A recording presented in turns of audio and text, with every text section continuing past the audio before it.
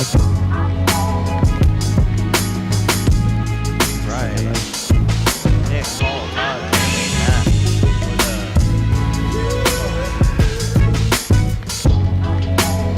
Okay.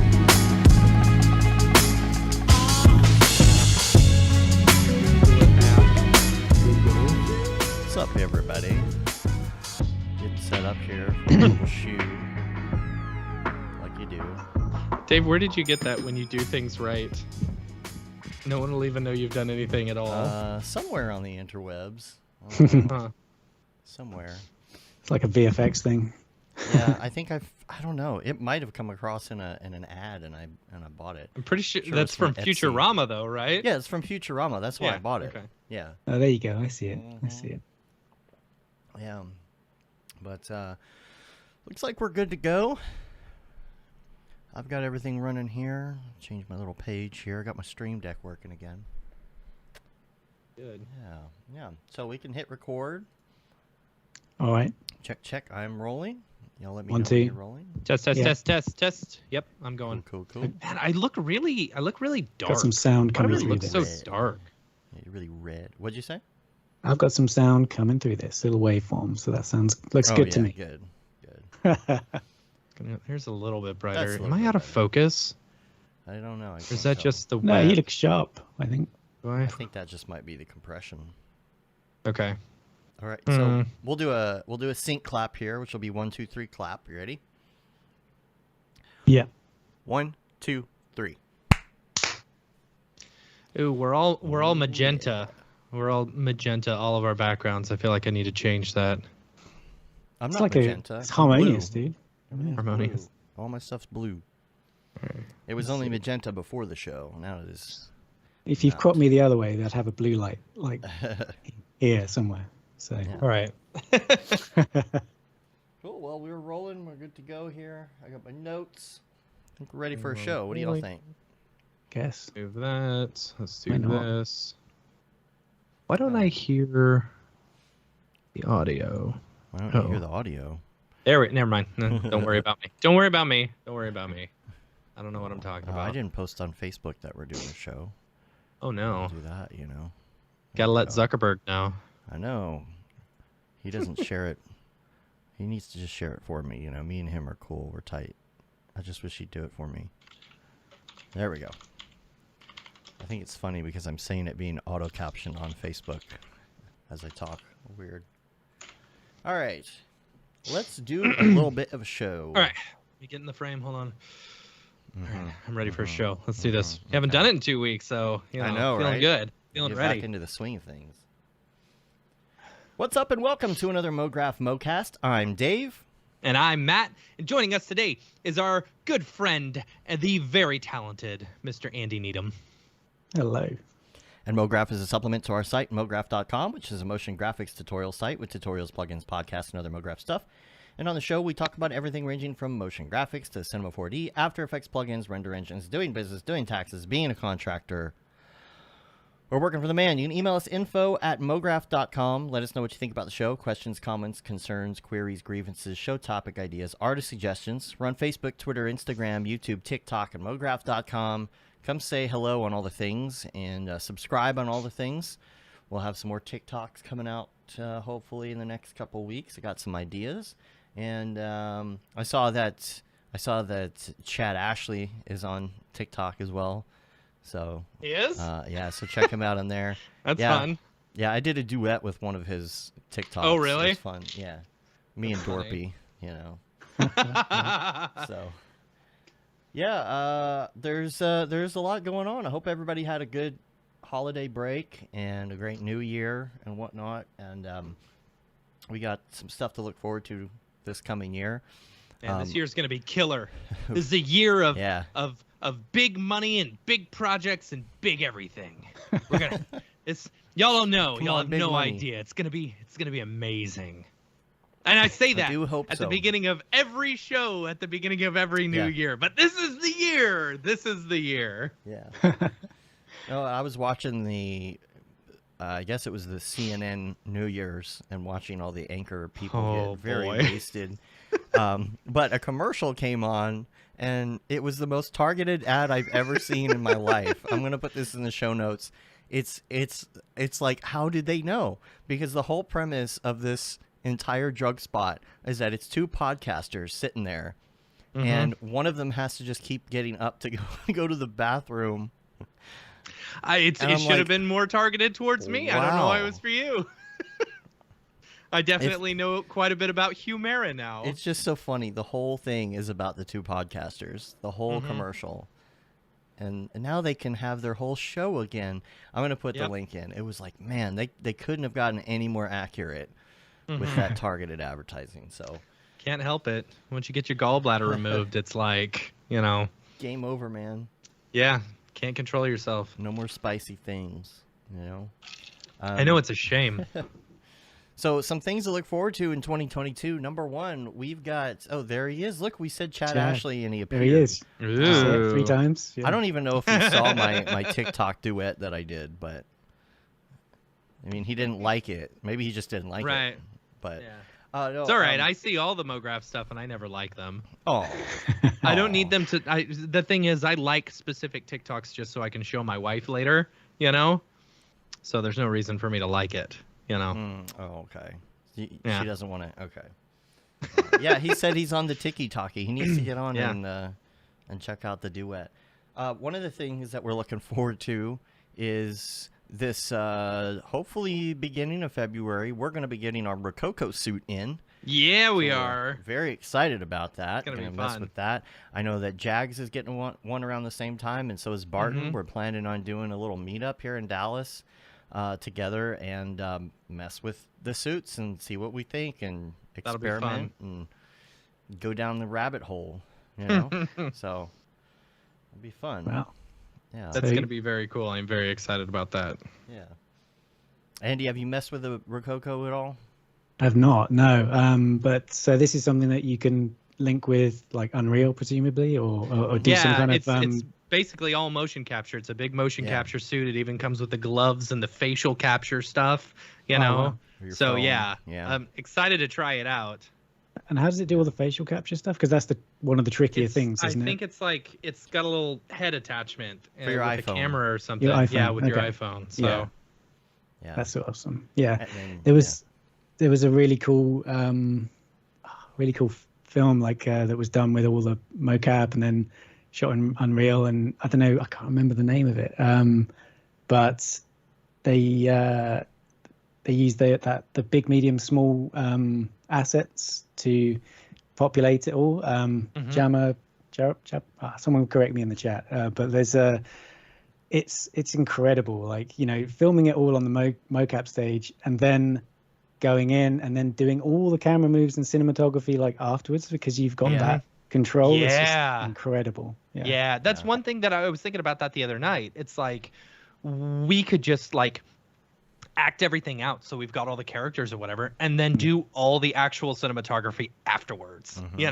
Which is great. Yeah. Oh, but they were finding angles there's in a puddle, and then just seeing we didn't think of that, but there we go. Yeah. Now we've got so it's cool.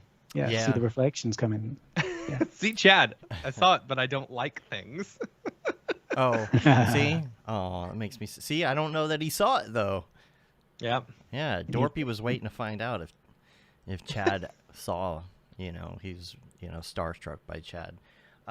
The suit is coming the beginning of February. I think we're gonna bring it into Cinema 4D.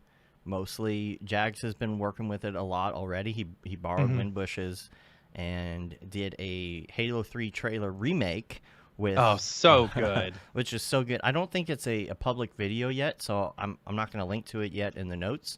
But he completely recreated the Halo trailer, and Matthias Can we not show basically. Well, it's a private video right now. It's an unlisted video, that's so I don't lame. want to play it unless I know. Come on, it's public. Jags.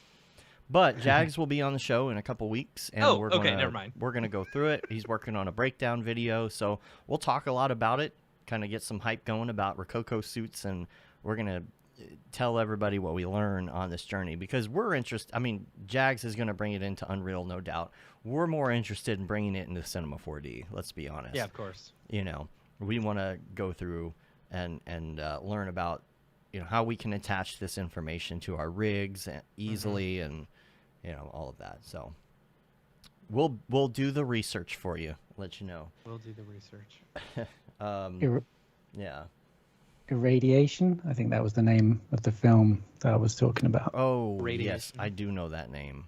Yeah. Yeah, I think it's something that that Ariev sent to us initially. Yeah. Cool. And and of course we'll have to learn how to deal with the facial capture and all. I'm sure that's a beast on its own. And there's probably some more Unreal involved in that. And then some other things for this coming year. Some of the things that I'm looking forward to is Brigade and Render. Brigade, of course, like what's coming with Render, and what's going to be going on in the real-time wars. Between render engines and game engines and everything else. And Redshift coming to the render network. Redshift, native C4D files coming to the render network. Excited about that. Absolutely. That'll be great. And everything basically that Maxon has in store. There's that ZBrush announcement, so we're going to see where that goes. Yeah, very exciting. Yeah. S26. Yeah, S26, yeah. I just barely got into R25. I know. Come I on, can't people. even. Yeah. I don't know. This is just me, but I skip the S's. I just do the R's. Yeah. There's a joke in there somewhere. I don't know. I mean, it's like most of the projects that we do, we don't have time to switch over to a new one because we're almost always, the projects, at least for the past 3 years, have always been over 6 months long, and so it's like we can't switch in the middle of it. Makes sense if you've got your pipeline set up, and you need it to be stable. Can't be learning new interfaces and things like that, Yep. Yeah. But I'm actually I really like 25. Actually, it's just I growing on me. love 25. I do too. I wasn't sure whether I was going to like it or not, but as soon as you get into it and once you learn where everything is, like, it's nice. It feels good. Yeah. I don't hate it. Are you using presets at all and taking advantage of all of that? No. No. Wow. What kind of presets are you talking about? You talking about in like the asset library or anything? No, like the ones that you can create yourself. You can set up tools in the way that you want them to be and then save either the whole thing as a preset or just a sample of it, and it can be like a partial preset. And then you can kind of go in and there's like a crown icon. You can then make that the default, and there's there's all kinds of things that you can you can do with these. I haven't gone that far yet. I'm just trying to stay afloat projects right now with projects. I know. But I'm loving being in I'll it, look though. into that though. Yeah, there's only a couple bugs. Just more that quality I of life stuff. There's definitely more of that in there. Yeah, it's really cool. I think maybe there's a point update that I don't have yet, but the only things that I've noticed there was a point update that fixed the cloner thing. Anytime you throw an effector onto a cloner or something like that, you get 2 effectors. The start screen issue got me. I thought it was my issue. I think it still gets me. I think there's still an issue with that. So just don't the start load your screen. project. If you load the project from the start screen, it'll only do it half the time. Other times it'll just crash. Wow. Yeah. But I it's have not that your issue file. all the time. Using the little little open right window. There's some parts of that annoy me. Like there's no point to the templates because there's no template and everything's like truncated, the file name, so you can't.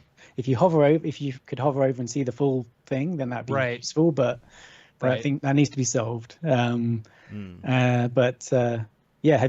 you done a custom start splash screen? I had a custom go at one. Yeah. Oh, that was Chad's TikTok. Yeah. Cool. Right. Yeah. Somebody on Twitter did one, and I was like, oh right, so you can like go into the resources and it's like splash.mp4 if you rename a file like that. So that's I'm gonna have to really think about what I want it to be. Change mine to Brodor saying, "Let's do it." That'd be good. And he does the little thing with his hands, and the Cinema 4D logo comes up in the middle. Like I think you got like 3 seconds or something of animation that you could use. But I really like the splash actually. I think it's great. It's pretty. Yeah. I had a couple other notes about it too. One issue that I am seeing is sometimes keyframes do not appear. What? You can see on the, like, I knew Chad's down for all these presets. You can see in the chat there. Yeah. Of course, he's going to be all over this. Yeah. See, now I gotta dig into this because I was barely even aware of what this was. So I think I recorded some training on this for GSG. So if you've got Plus, you can jump in. We have Plus, yes. Yes, we do. Everyone should. Everyone should. It's invaluable. I agree. Yeah. I agree. Yeah. We were able to get rid of our polygon, because I don't really like that dude and his thoughts about things. And I got rid of that and moved over to GSG Plus and haven't ever looked back. I haven't needed it even once. Yeah, it's nice, and we've been working on some big projects lately that has been like super easy to just drag and drop things, and then we know that everybody else is going to have that texture as well that we're working with because everybody has it. And what's really interesting is we've been working with some pretty big name brands, and they will send us assets, and in those assets it's like GSG everything, all GSG like stuff. They're all using it it's too. Really funny. Yeah, so that's nice. Yeah. Yeah. But it's been made like so easy to use. So it's like like iTunes or whatever. When you might as well just do the easy route, right? Right. Yeah. So yeah. Chad says we got to get in the affiliate program. Yeah, this episode brought to you by like GSG Plus. Now with where's the money? Where's the money, man? Surface imperfections. I'll take my payout in ETH, please. Yes. The other thing I was going to mention about C4D, I don't know if anybody else has noticed this. I thought maybe it was just a one-time bug for me, but sometimes on the main timeline, not your dope sheet, but on the main timeline, a keyframe just won't be there. Like you'll have a keyframe, like a keyframe that would be there, like a coordinate keyframe, a scale, position, or whatever, right? It just there's a keyframe, but you don't see it there. You don't actually see it. You have to open your dope sheet. That's something I meant to report, but isn't it like based on the object that you select? It is, but you'll be on that object. It's just not like you'll see other keyframes that you have there, but that one you're on, just there's no keyframe. It's weird. It's just not there. And then something else I wanted to mention too. If you're a Turbulence FD person, a lot of times if I'm doing more than one smoke sim inside of a scene, what I'll do is I'll package up the solution to one sim and I'll change that to VDB so that it can render on its own fairly fast with like an Octane volume, VDB loader or something. So what you have to do is you have to convert the file in Turbulence FD, which is a BCF file, to a VDB file. And there's advantages to doing them certain ways. They're really big files, but they load very quick if they're VDBs. So there was a command line file that used to be in the plugins folder, and it took me forever to figure out where this command line thing was. I couldn't find it in the documentation. Their documentation wasn't updated. I was looking in different plugins folders, couldn't find it. It's in the program files folder under JawSet. Oh, weird. That's where it's been moved to. And it's so obvious now, but it took me forever to figure that out. So you go to JawSet, and it's a command line tool. If you haven't used it, it's really great. I should have put it in that tutorial I did on TFD, where it creates a separate BCF file for every single frame. You take that and you drop that folder into this command line tool, and it converts those frames to VDB frames instead. And then there you go. You're good to go. That's cool. So, right. Okay. Yeah. I've had some Octane bugs I thought I'd mention too, which, some of them we've gotten through. The textures don't seem to be updating correctly sometimes for me. It's one of my big issues right now. And the problem is I can't try like the latest 2021 or whatever version at the moment because of what we're working on. But what's happening for me anyway is, let's say you're working on a texture and you load it in Photoshop, right? And then you change it, you save over it, you should be able to go refresh that texture in Cinema and Octane. It doesn't refresh. Somewhere along the line it's cached, somewhere, can't figure it out. For some reason this happens to me, it seems like in every new version of Octane, and it takes a couple versions for it to get fixed. but basically I have to save my Photoshop file as a new name in order to get it to load back up. So if anybody else has heard of any way to fix that or is experiencing that, you'll know why. There was something else. The RTX, there's a network issue too. If you're having problems with hang-ups on network rendering, go to your settings and turn off RTX, and then your network's rendering won't hang. It's RTX has been weird for me as well, and that's what someone in the Octane channel suggested, which this, like Dave said, it may have been fixed in 2021. Right now we're still on 2020 because of the project that we're on, but yeah, it's weird. I think you turn RTX on and then I don't have any issues network rendering, which is a shame. There is a fix for it if you are having that problem. Instead of having to like shut down, go to your task manager and shut down Cinema 4D. If you are network rendering and it's hanging, go ahead and hit Control B, which brings up your render settings, and go to network and just turn off network in Octane network rendering, and then it will like lock back in and it will at least finish what you're doing so that you don't lose your project or have to load it back up. You know, it's kind of a process to load these huge 4K, 8K textures in a giant project. Try and not have to force quit if you don't have to. Yeah. Anything else? I think that's it. Oh no, Embergen. I did want to talk about Embergen for a minute. I'm still trying to wrap my brain on how to use it in my workflow, and maybe I just haven't had enough time with it. But when I was working on a project, I decided I was just doing these bumpers for Mograph, and I decided to bust out Embergen and see what I could do with Embergen, because I needed some smoke coming out of a tailpipe of a car. So I export everything. I do an Alembic. I try to do all these different ways to get that file into Embergen, and it comes in, but it's just I'm not able to see it, and there's a scale issue.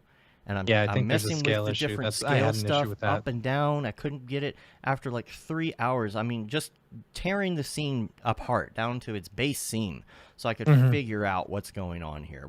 Apparently the element was very far from origin, which is an issue, you know, but it's like, okay, well, you can't really like fix that. You can't bring it to origin. I guess you could, and then move it away. Yeah. It's just the thing is, and I had been having a conversation right before this with Rev, and I'm like, I like Embergen and I love playing with the nodes and doing things with the little torus, but I can't figure out how to get this into my workflow yet, and I would love it if it were inside of Cinema 4D already. Yeah, I'm sure. I mean, it will be eventually. I'm sure it's got to be. Yeah, because that would just be so much easier to hit that button and bam, there it is. You know, I mean, when you load up a basic scene inside of Embergen and you've got that little donut you're playing with, that little torus, it's like super speedy and fast, and it's like I just want to hit that button and say, this is my tailpipe on my car. I just want it to rip out some smoke. There it is. But no, I'm telling you, three hours at least I was working on just trying to get it to work, and so you went TFD instead. I went TFD instead. Yeah. Yeah. Go with what you know, right? Yeah. So, that covers a lot. We had a lot in the week wrap up there. One of the things that we usually do is we talk with our guests about their previous history and what they did for school and all of that. But we've talked to you before. We know who you are, and if people want to catch up on that, they can go listen to the old episode. We want to know what you're doing now. We want to catch up on what you've been doing. We haven't talked in a couple of years. Yeah. It's been a while. Yeah. What you've been doing since the before times? I don't know when we last spoke, but it was probably, it's been a couple of, it has, like you said, it's been a couple of years probably, like doing a podcast together. Yeah. But, oh man, I've been still doing client work, of course. And that's, that's been good. Some clients have turned, I do training and tutorials and all that kind of stuff a lot on LinkedIn Learning and GSG Plus, and I just as COVID hit, I in 2019 I picked up a kind of new client called Created. They're like a Mograph. Well, their first course was a motion graphics course, and it was a kind of half online, half in person type of course. Okay. And they needed material for a whole kind of curriculum for Cinema 4D, and so I put that together alongside them and recorded all the training for that.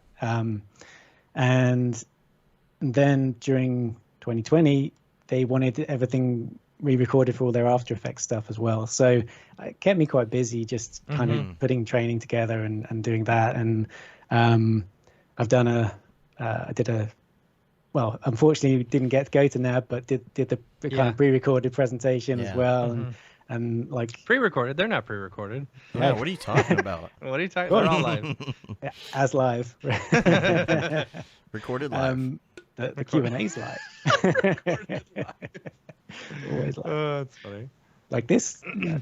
Anyway, yeah. So that was yeah. So I guess a couple of Maxon things as well, and towards the end of 2020, I was just picking up some clients that had sort of like older clients had sort of gone away, then coming back and stuff. And I don't know if you guys had found any of that at all, or anyone listening as well. But like that was, I found that that was I don't know, that was sort of happening for me, and it was nice just to work with these familiar people again. And we've had the opposite. A lot of our regulars aren't calling us anymore. I'm curious if they went out of business. They might be out of business, some of them. Yeah. Yeah.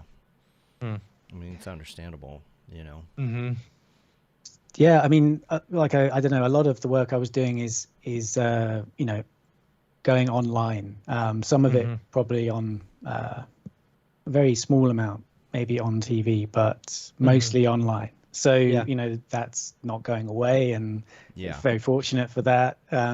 So yeah, I mean, and I don't, you guys do a mix of of shoots and stuff as well, don't you? So there's not often, not really. Matt just decided to on a whim do a shoot for somebody this week. No, like, why?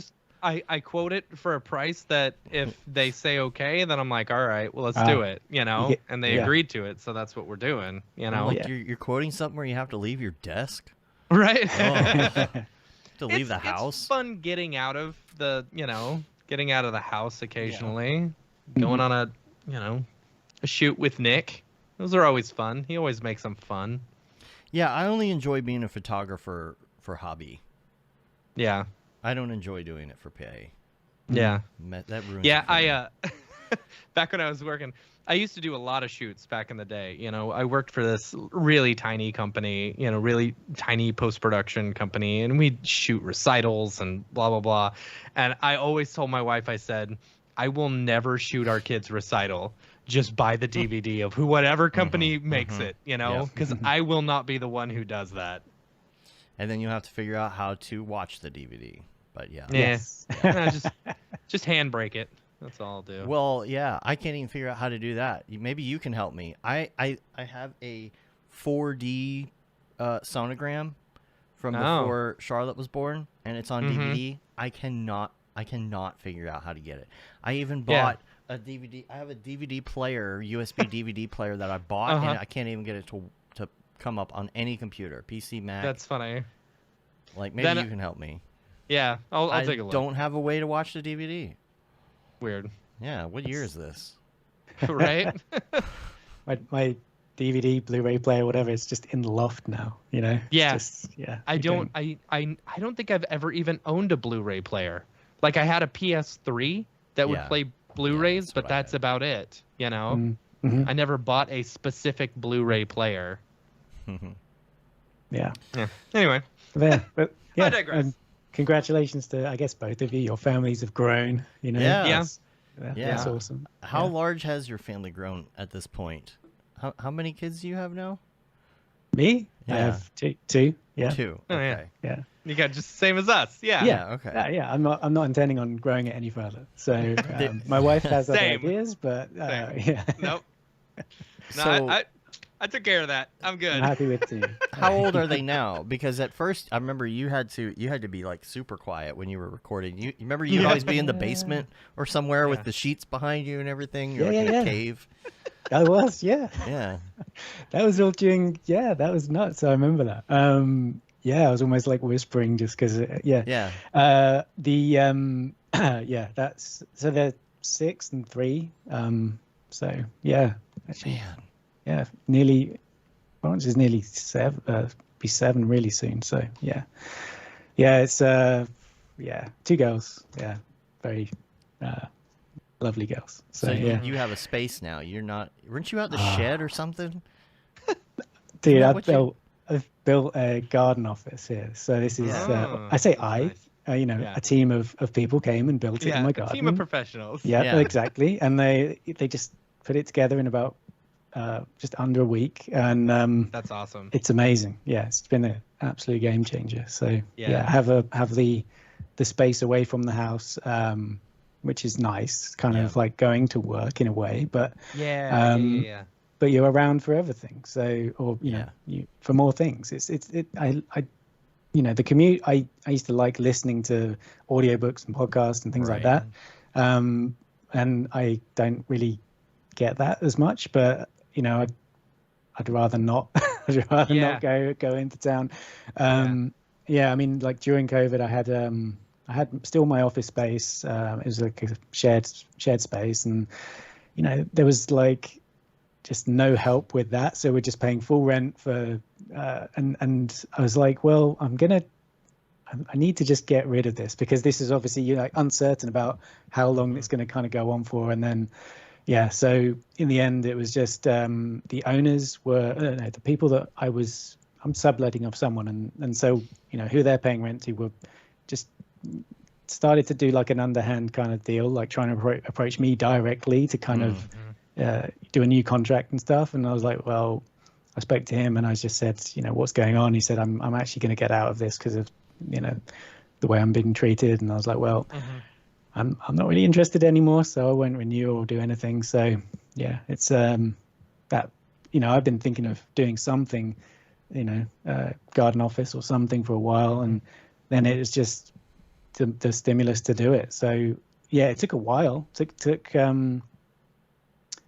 didn't get built until like October. So I was just, and there was a long delay just due to either parts or things like that, because there's shortages of things. So luckily, like, you know, the price didn't change. Like I think it's probably gone up a bit now, but because material costs have. So yeah, but how big is it total? Like how many square feet you got there? I don't know I've got like it's a kind of 4x3 box kind of thing. So meter box. So it's it's pretty big. It's I can't. 4 meters. Okay, by 3 meters. I was like, wait, 1 meter? It's a meter box? It's like, oh, right. I was like, no, dude, sorry.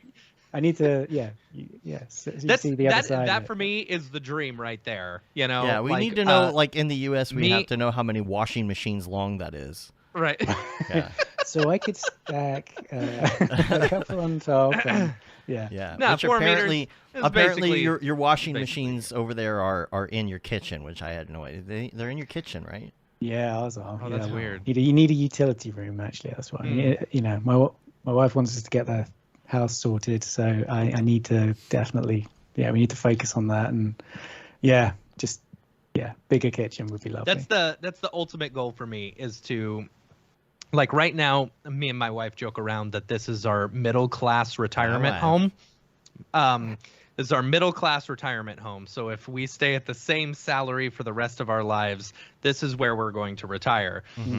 We're trying to get to that 1%er retirement home, you know, to where we could get like a couple acres of land, and then I can build on a studio in like one of those big barn dominium type things, you know, which would be sweet. Yeah. And then Dave will still never come out, you know. Yeah, you know.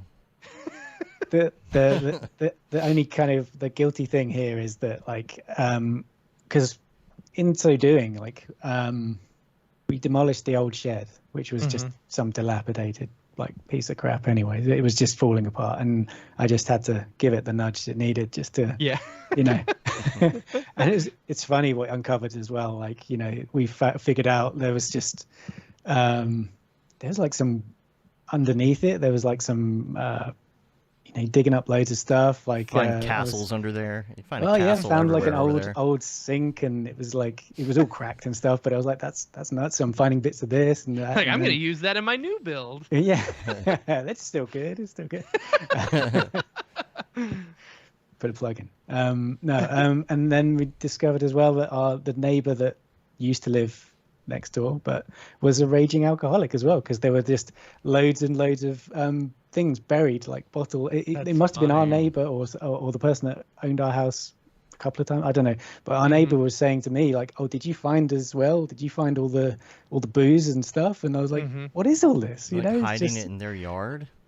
It was all hidden, and she said that it was. Was it full or empty? No, these are empty. Bottles? They've been consumed, and she said it was in her floorboards. It was everywhere, and yes. So yeah.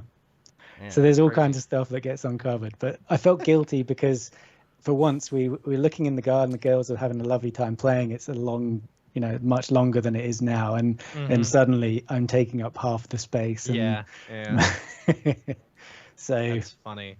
But. Matt, funny I wouldn't story be able to... along those similar lines. Funny story along those. When I was really young, I got caught with a bunch of pornography, Right. and I had hid it underneath the shed, like some of it underneath our shed at our house, And after I got caught, I was too scared to go back and get it and throw it away or whatever. And so when my dad and my grandpa tore apart the shed, they found all my old pornography. Stop for a break. That was fun. Yeah. Oh, dear. Wow. The stash. Yeah. Anyway. Yeah. I wouldn't be able to come out to your house anyway. This is why I don't miss a commute. I don't have a vehicle. Oh, yeah? You don't have a car. Man, let me tell you. Tell the story. Everybody watch your catalytic converters. I just got to say. Park your cars in your garages or somewhere safe. This because is an epidemic. At least in Dallas. I don't know where it is, how it is anywhere else, but like we're seeing it all over the place. It's everywhere. Like Texas has had 40,000 reports in the last 60 days of catalytic converters being stolen. And so what basically happened to me is this was kind of like during Christmas. So I went to take my daughter home, and my truck had been in front of my house, got in it, turned the key, and it sounded like a shotgun going off. It sounded like, I used to be young. I had a Camaro with the straight pipe, cut out thing. You could open it and shut it, and it would sound incredibly obnoxiously loud. We're talking like can't even have a conversation with the person in the car next to you loud. And that's how this sounded. And as soon as I heard it, I was like, it's my catalytic converters. They took them. Like immediately, I'm like, I know that's what it is. And I didn't know it was It's a mineral thing, isn't it? There's something. Yeah. It's what platinum. Is that what it is? It's platinum and rhodium. Rhodium is one of them too. But here's the thing. I have 2 catalytic converters on mine. So I watched on the Ring doorbell as I came by, scoped it out, came back around, and proceeded to weld both of them off of my car in 4 minutes flat and get out of there. Oh. And yeah, it was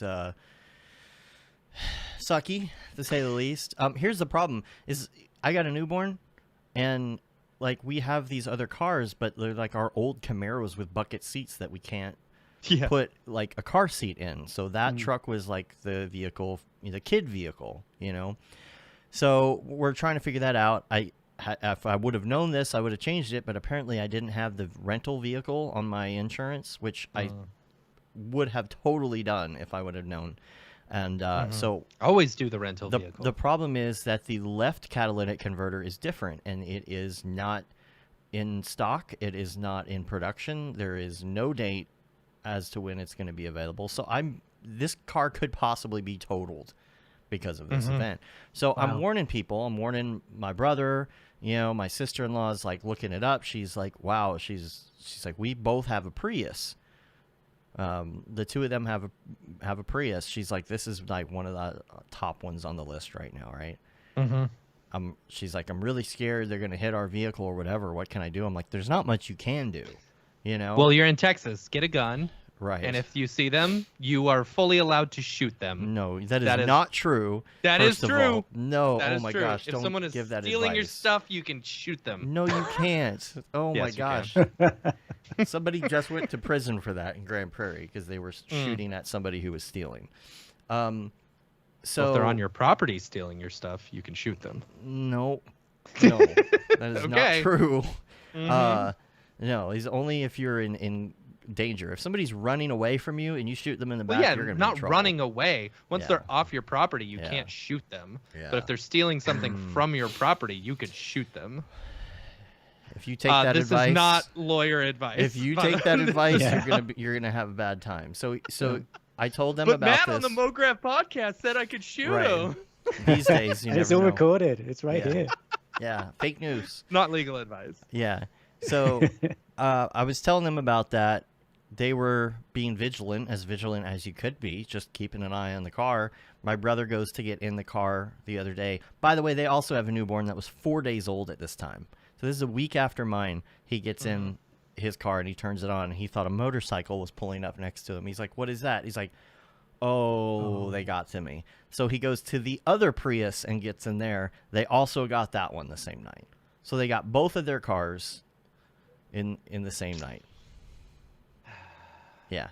So it's bad because what's keeping them from just hitting you again when you get it fixed? You got to get these steel plates apparently installed now. It's a whole thing, you know. Yeah, they'll take the plates off. Right. Well, that sucks, dude. Yeah. It really does, especially like the impact on families as well. You know, you need that to get around. Exactly. They don't know what they're doing. Yeah. You know. But I hope it can be resolved. Yeah, so not a fun situation trying to figure that out, but luckily, you know, lucky enough to work from home and you know, it's really about getting the kid somewhere. So that's fun. So anywho, I don't know if we have a lot of NFT stuff we want to talk about. I don't know if we want to hop to that yet or if we have some other stuff we want to talk about first. Is there anything else you're working on right now that is not NFT related? It's not something that I'm working on right now, but it was a film like I did a while back, and now there is going to be some article written about it, which is great. And but it was fun to it was when Octane X was in beta, and I was getting used to that, and so I think this was all done with Octane X. I was using like multiple Macs as well and render and stuff like that. So yeah, it was a good like, I don't know, it was good fun to do that. And but it was a kind of a piece that was like, you know, you never know, like if it's I don't know, for me, I'm like find it sometimes hard to put stuff out, and because there's like a lot of self-doubt and stuff. So this was a short film about that, and it wasn't a short film to begin with. It was like a style frame that I did as part of my Octane course for well, I guess it may have been Linda at the time, but it's on LinkedIn Learning, and then I thought, and I think that was 2018 or something. So it's been knocking around for a while. And that style frame, I was like, well, that should be animated. So maybe I'll just animate that for a few seconds. And then from there, I was like, well, maybe this could be something else. Maybe I'll just see what the character looks like in, you know, when it was something as well, like it was to do with Voronoi fracture. I think I was fracturing it with that. So it was kind of, you know, we're going back quite a way to you know, when that was around or first introduced, and just playing around with that. So, and then I was like, well, I've got these two states. I've got the unbroken state and the broken up state. And so these kind of could mean different things. So one's very like, then the title came to me, The Peace and Turmoil. And so I decided to do a kind of short film about it, and it's really, you know, there's a bit of narrative in between, but this was I don't know if you got a link to it, but there's this was something that you got it, this was something that went through a lot of processes, a lot of steps, and also some back and forth with Brandon Parvini as well, who gave me some, really good constructive feedback, and also David Ariev as well. We had a chat about it. We were, obviously some Octane tips and stuff, whatever. But like, there was, this was just fun to do, just fun to explore an idea, and just, I rendered out everything with the light passes so I could have control over how it was all illuminated, and the red is quite symbolic and stuff like that. So yeah, it was not, it's fun for me to just to get this out, really, rather than, and do something kind of just for me, yeah, absolutely. Tell me about the light passes a little bit, because I'm kind of the type of person that's like, I'm just going to do everything in camera and call it a day. Right. What did you feel like the advantage was? Was there an advantage, or were you doing that just to go through the process? The advantage of me for this was just because I wanted to have control in post of when that kind of red light was introduced, and so I could, fade that in. And this is something I think I picked up on Michael Wrigley's Learn Squared course. So, that's been out for a long time, and it's a great course. But there's, you can, obviously you guys know, you can separate out the lights onto different passes. They just render out as separate image sequences, and you rebuild essentially the beauty using the lights. And yeah, like I said, it was kind of more of a narrative thing, it was just having that control of, I could light it from the back forward, or I could light it, another way, I could sort of bring the scene in different ways, and then like have this light from the right hand side come in, or whatever. And so yeah, it was just having that control in post. And for me, I like that. I like having the control. It's, it can look really nice out of Octane or whatever you're using, but having that final polish is, or that ability to put it into a compositing program and just kind of, decide where make these other, additional decisions and stuff. It just saves a lot of time, and also introduces another creative element as well, I think. What was the question I was going to ask? Oh yeah, so you did this all in Octane X, yeah, right? That's what I was going to ask. Yeah. Did you find?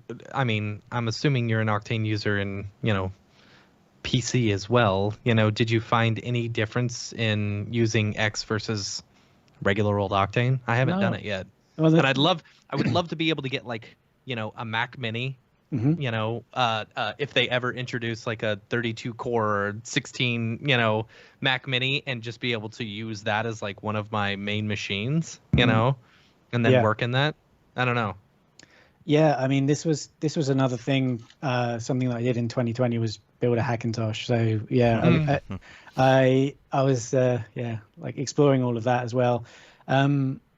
I've always used Octane on a Mac using like eGPUs, and yeah. I don't know if you can see them behind me. I've still got a couple of NVIDIA cards like on my desk, on my shelves over here. So, and there's a couple here as well. I have, I've sold one since, but yeah. And then I built this kind of PC here, but put Mac OS on it using Open Core, and there's a really cool YouTube channel, technoli.com, I think.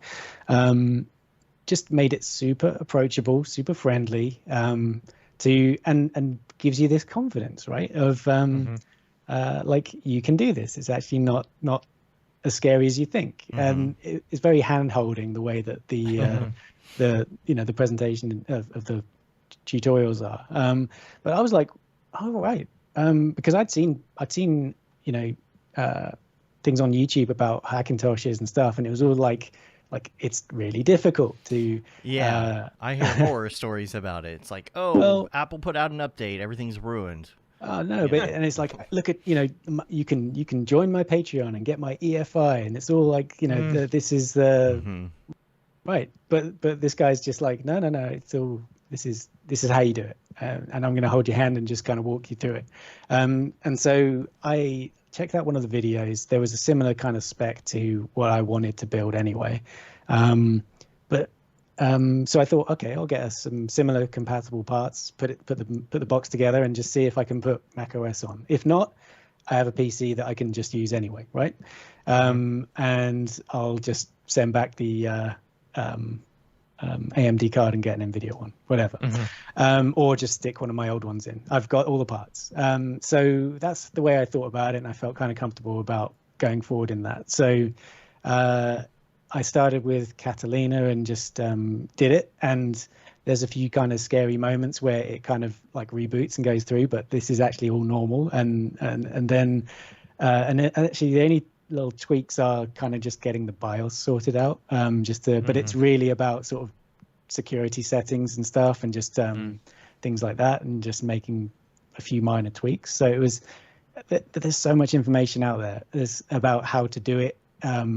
And communities are very open, and you know, has the Hackintosh community gotten smaller? I feel like I don't know. I don't hear because I don't hear much about it anymore. Yeah. I mean, I was on a Discord and just using forums and stuff, and you know, like this was, you know, a while ago now when I built it, but I mean, I kind of was getting some answers that I needed, and I got my machine set up and stable and sort of working. And then, I've had a few moments where it was, you know, it was like, it's got to a point and now I can't go any further. But there is always like another way of doing it, because obviously you treat it like a machine that you know rely on, right? So you do backups, and because I have it on I had a backup on a USB-C drive as well of the whole kind of main system, and then I could plug that into my MacBook and just check out the EFI. Right, I forgot to do this. Right, tweak, and then save, and then just boot from the thing, the external, make the change on my one, and then it all worked. And it was like, okay, there's some silly things that I didn't do because I wasn't being careful, and you know, and it's, but then that comes with experience and you know, whatever. But I just updated to Monterey from Big Sur, and I did my backup, and then I opened software update, and then I installed Monterey, rebooted, and it was there. So it's like, okay, this is good. This is just like it should be, I guess, you know, whatever. But OpenCore gets updated regularly. And really, there's just a few.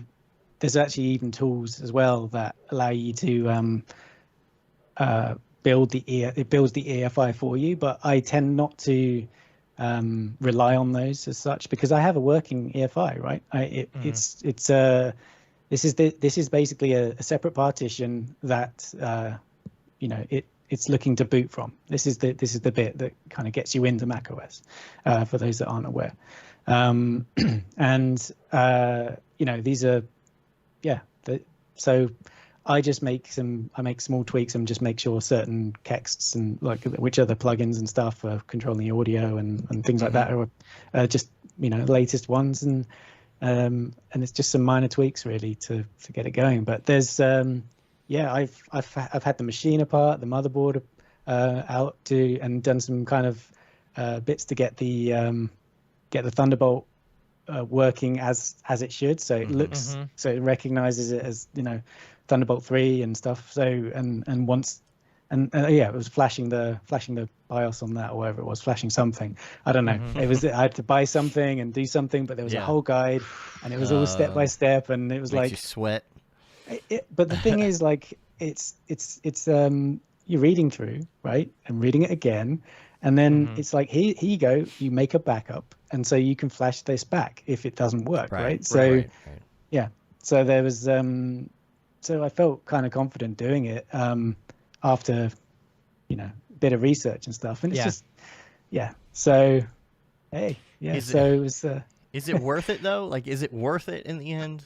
Or I mean, it has been for me. It has been for me because I'm on the platform that I like to work with, and and the fact is that, Otoy and also Maxon are behind, the metal now, and I have like 4 6900 XTs, which are like pretty high-end AMD cards.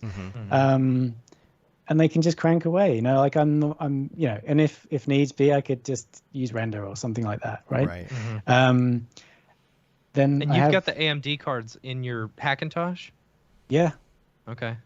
Yeah. All right. Yeah. I got two in the box, and because the box isn't massive, right?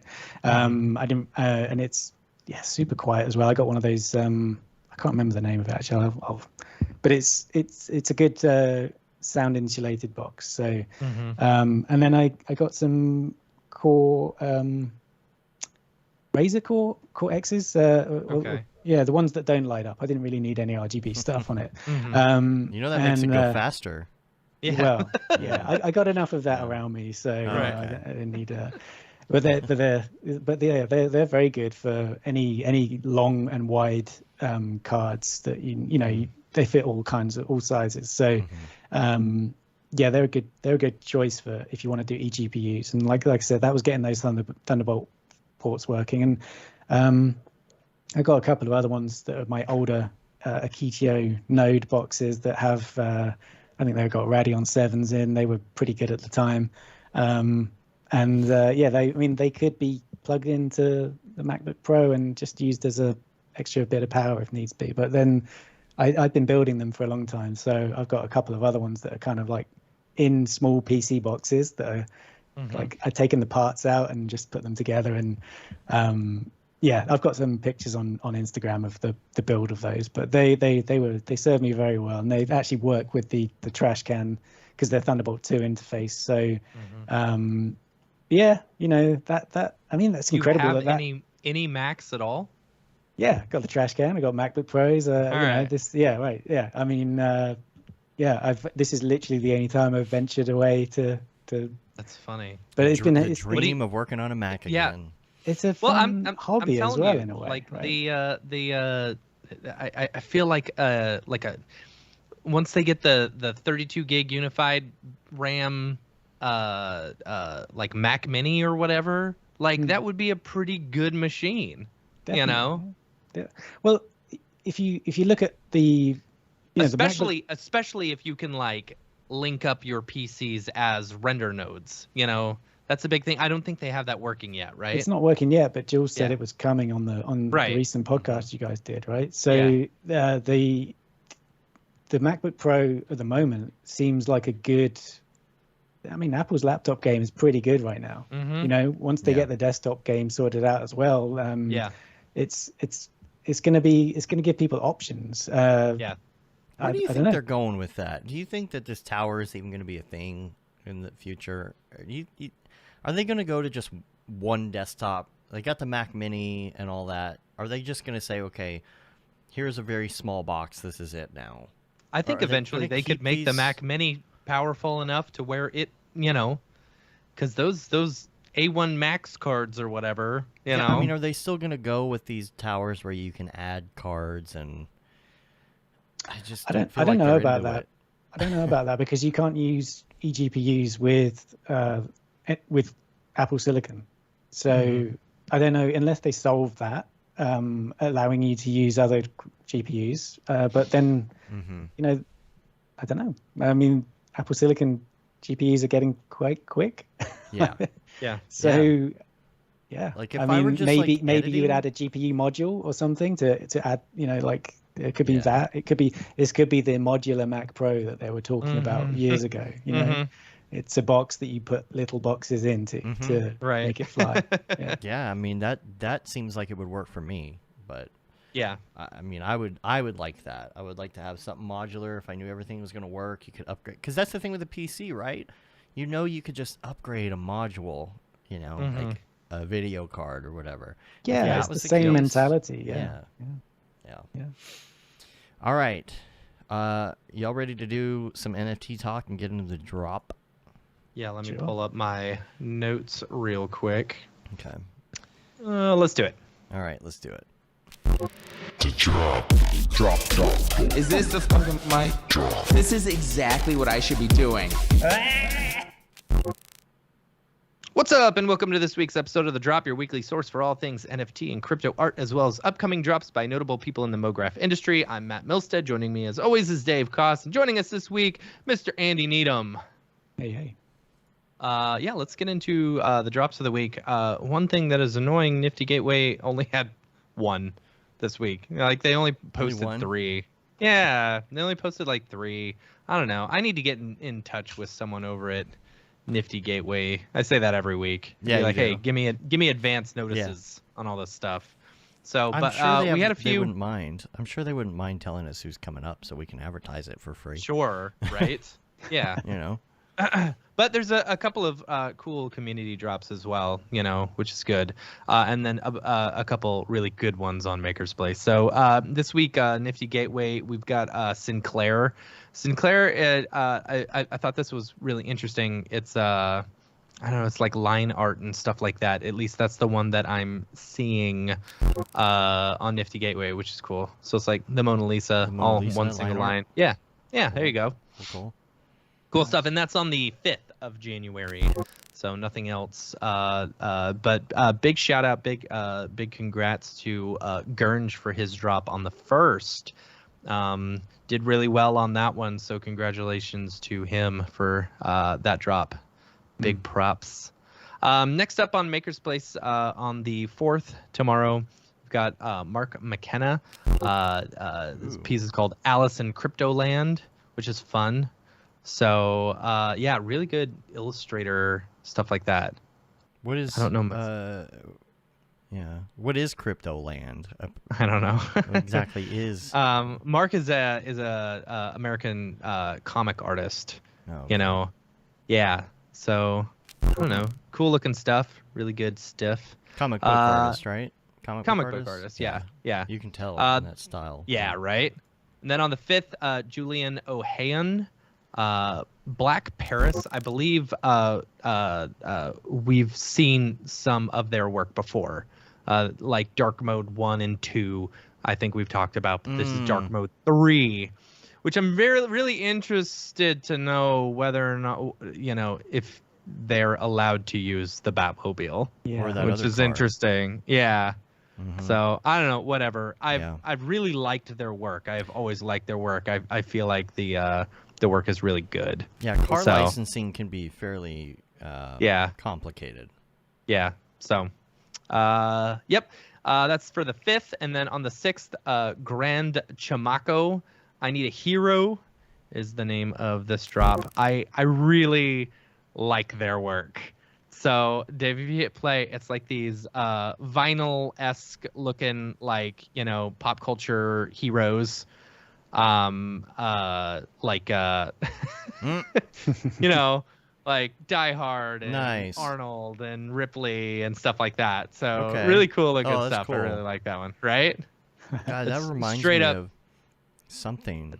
It reminds me of the artist on Adult Swim. I don't know. You know what I'm talking about? Who does like no, not Super Jail.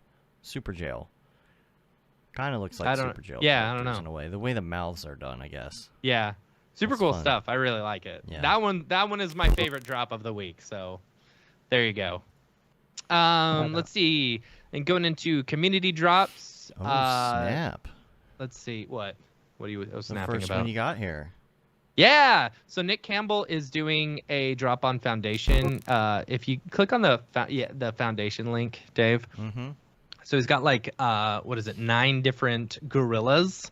Nice. And I believe these are probably, don't quote me on it, but some of these look like GSG materials, you know, that you can get in GSG Plus. I recognize that confetti one. So which is cool. Octane rendered as well, I believe. Okay, there you go. So has all these I think each day is he's auctioning off another one. I'm not sure. I'm not 100% sure. As one sells, the next one as one sells, the next ones. So current bid is almost 1 ETH on this clay render one, which is cool. So let's see. He said all proceeds of Pride, Confetti, and Woody Gorilla or I don't know if it's G-Rilla or yeah. Anyway, we'll be. Oh 100% yeah, how do donated you to pronounce charity. it? Yeah, is it G-Rilla? Gorilla? So, Or is it- yeah, that's cool. It's cool to see Nick doing this stuff as well. Yeah, Yeah. that's awesome. So and yeah. So that's Creamy one of the orange gorilla. See, I didn't creamy realize. orange. What'd you say? What's the current bid up to on the second one? The second edition? Almost 1 ETH. It's 0.987. Let's see. Oh, it's got 38 seconds left. Oh, really? Brilly is the We should top. watch it just Brilly? come in, man. Yeah, Yeah. it's just about to end. We should just have a look, man. This Yeah, is let's look. Yeah, I should outbid him right now. very Oh Cooper my got, gosh. For 1 ETH. Yeah. got the first Yeah, edition. you don't I have think. enough time. Sure I do. Do I you? understand. Let me bid anyway. You did anyway. Uh, Sniping at the See. end here. Yeah, right? right? No, Let's I'm Let's not. see it I'm happen. mad. Let's see it happen. Oh, look at I that. don't have 1 ETH to spend. Oh, Ending in 5 seconds, I Oh. think. Here Let's it see. comes. Here it comes. Anyone? here you go. Right. It's done. No. Auction Is it done? ended. It says its auction has Auction ended. ended. Sold to Brilly. Well done, Brilly. Sold to Congrats. Brilly. Nice. That's funny. That was fun to watch. Oh, Well yeah. done, Nick. Nick, this is great. Congratulations, Yeah. Brilly. All So right. the next for one shipping. is what's the next one on there? Next one is Midnight. Okay, All right. Yeah. We'll hop I on like the gold Discord. one. I think the gold one's pretty cool. I bet you Brilly is going for more than one of these. So, You think so? man, that's a good deal. I should have bid on that. I want to bid on one of these other ones. Yeah. Yeah, for sure. Yeah, I don't know which one though. I'll have to decide. I like we the have some confetti other one. community. And the leather one. The leather one's very nice. Yeah. All right. Yeah, we got some other stuff. Let's see. The next one, PJ Richardson. This one was sent to me by Mark. I really like this one. This one is called Florida Man. So, Dave, if you can open up the OpenSea. Assuming you can go OpenSea is through. working, This is like, but yeah, assuming. So this is a whole like big collection of like their 0.05 ETH, and it's Florida Man. So you've got a whole bunch of like just random, different, crazy Florida Man things, which I really enjoy. You know, do you think that it's actually based off of something like I don't maybe know. he that read would an be article interesting. like a Florida Right. man Right? killed Covered somebody himself with a in bees. killed himself with a screwdriver, or killed Right. somebody with a screwdriver, and you see this one with Right. the screwdriver and the handcuffs. Could be. Yeah. I don't know, maybe. The first. So it's a fun little collection. I like it, and I like that they're all completely different. You know, Mhm. it's not like your standard collection that does I don't know, like multiple different versions of basically the same thing. You know what I'm saying? This is its own individual. So Florida Man, that's fun. All right. That's PJ Richardson. And then lastly, we've there's got one another one? from Tori Bryant. Yeah. Oh, she not sent us yet. an email. Not yet. Not yet? There's a delay All right, on that never one. mind. It's releasing later, so she's gonna let us Never know. mind. So yes, that ignore what I just But said. stand by. There will be something from Tori. in a Stand couple by. weeks. That's all I got as far as the drops for this week. Andy, let's hear what you got to say. I know you got a lot. Yeah, Everything I mean, NFTs go. And now, Didn't Everfresh have a new one this week? Really? Everfresh? Yeah, I don't know. Is that what you just On sent what? us?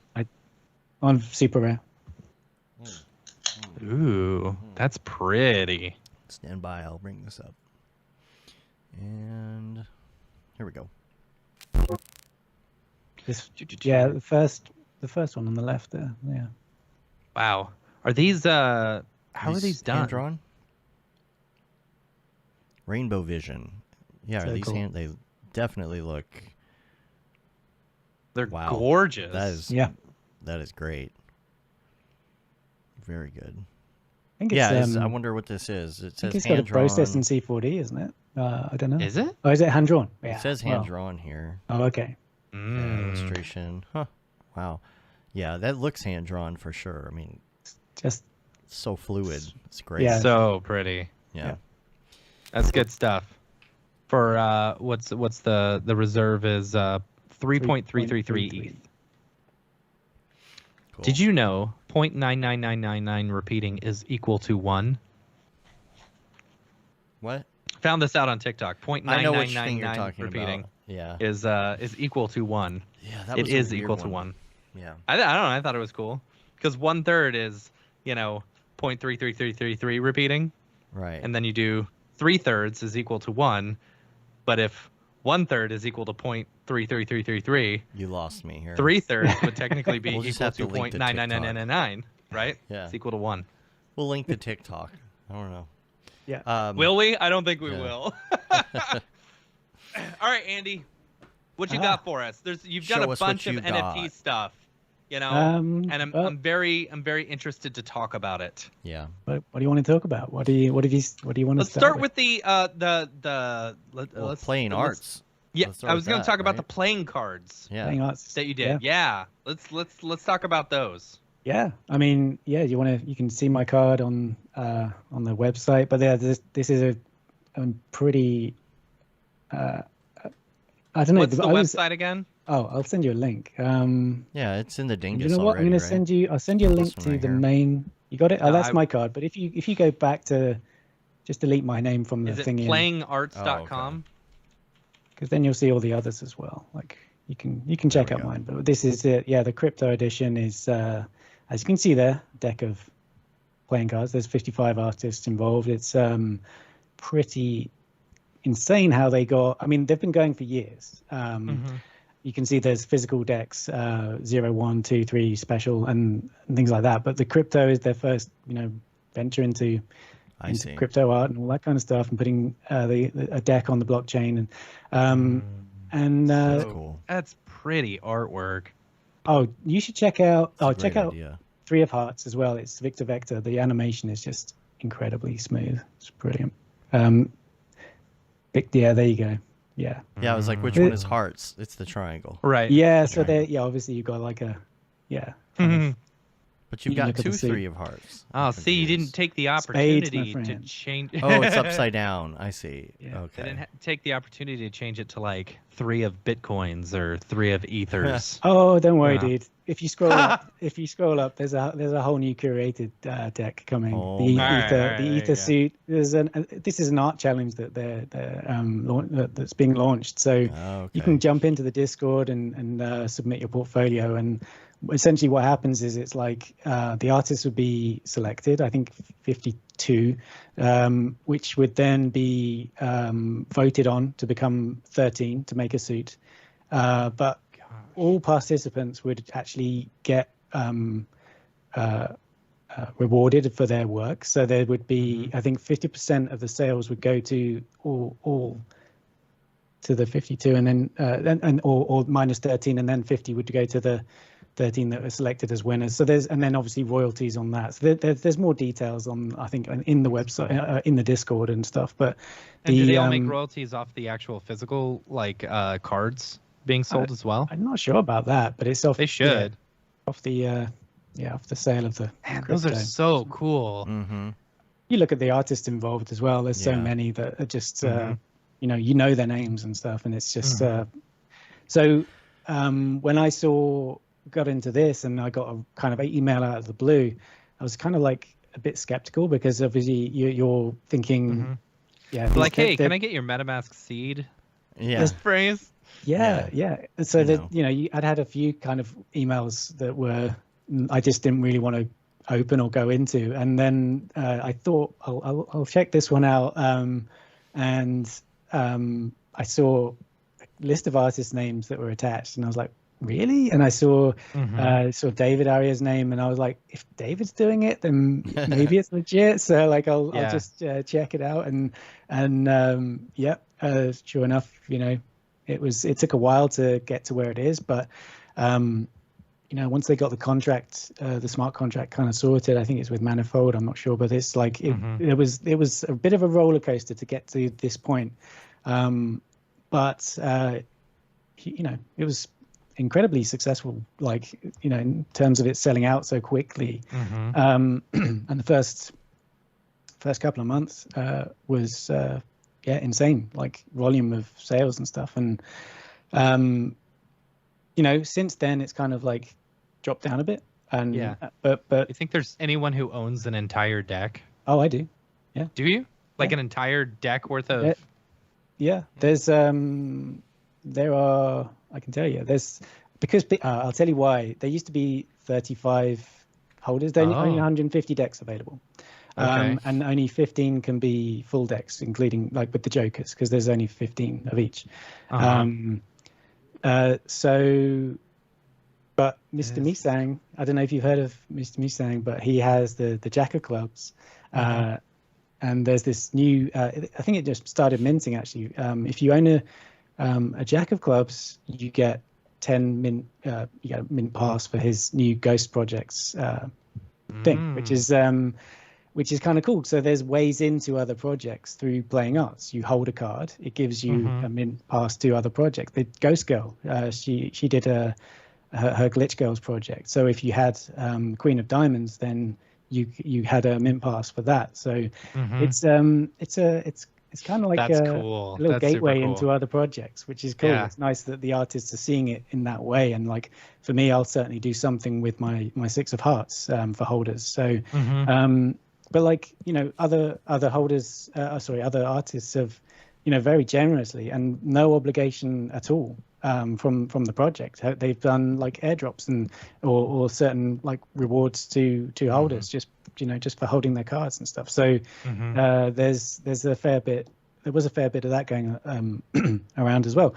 But in addition to the physical deck, which is going to be coming soon, but you know, because of COVID and people aren't going to casinos and things like that, the cards aren't being printed, right? So there's a shortage of, so it just takes a while for these things to come through. But I know that it's happening in the next couple of months, so there'll be like a snapshot taken, then you'll be able to go on the website and claim however.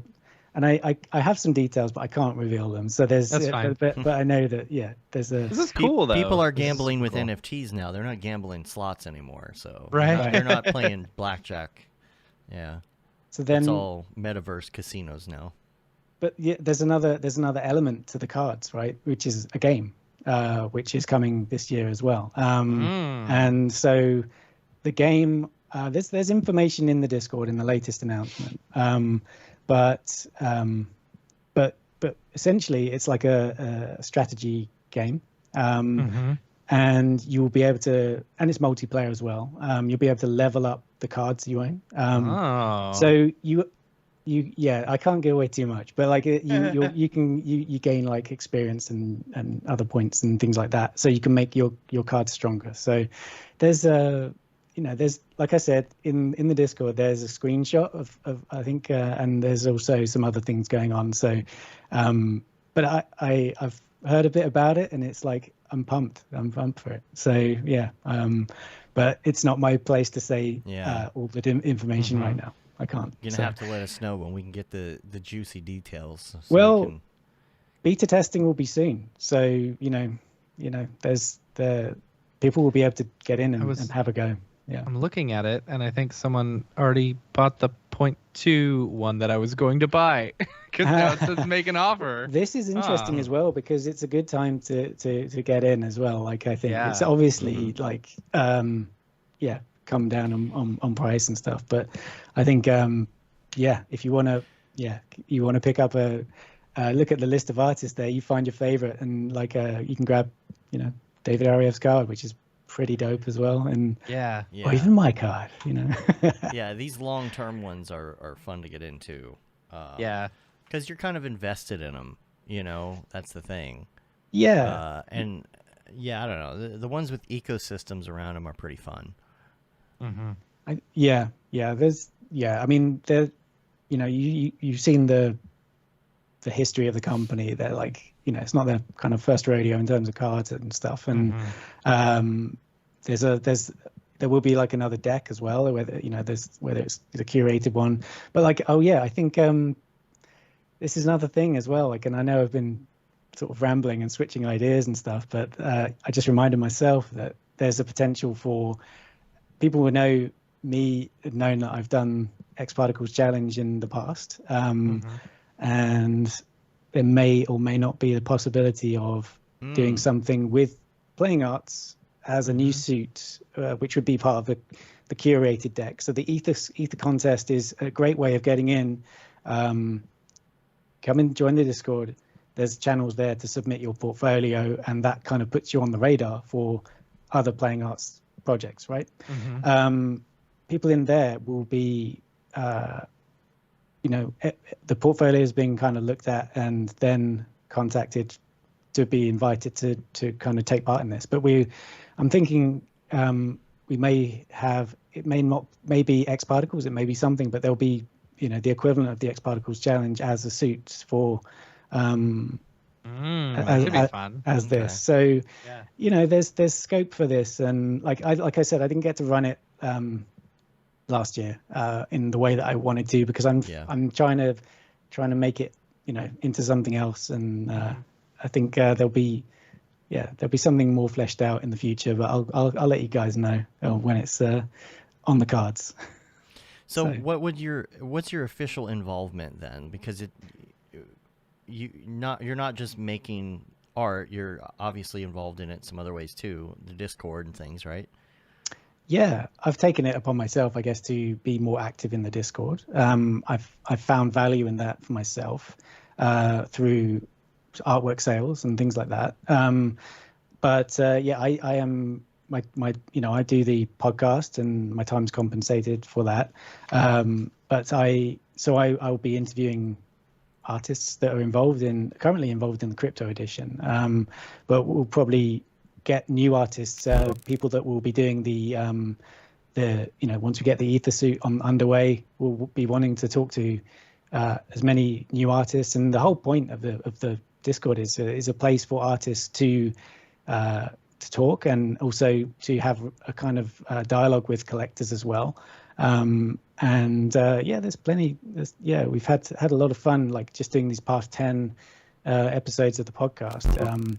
I get to talk to these artists. Some I know, and some I'm just learning of for the first time. But it's great because I'm doing a bit of research on each one and kind of figuring out what I'm going to talk about with them. And everyone's just been like, every guest has just been so awesome to talk to, and it's just I don't know, it's fun. I can see why you guys have been doing like 311 episodes. And 42 of this particular show, which I just now figured out that the number was still wrong. I kept changing the number as we go. I don't know if anyone's noticing that. Whoops. Exactly, right. Yeah, 42. So, and 42 NFT episodes.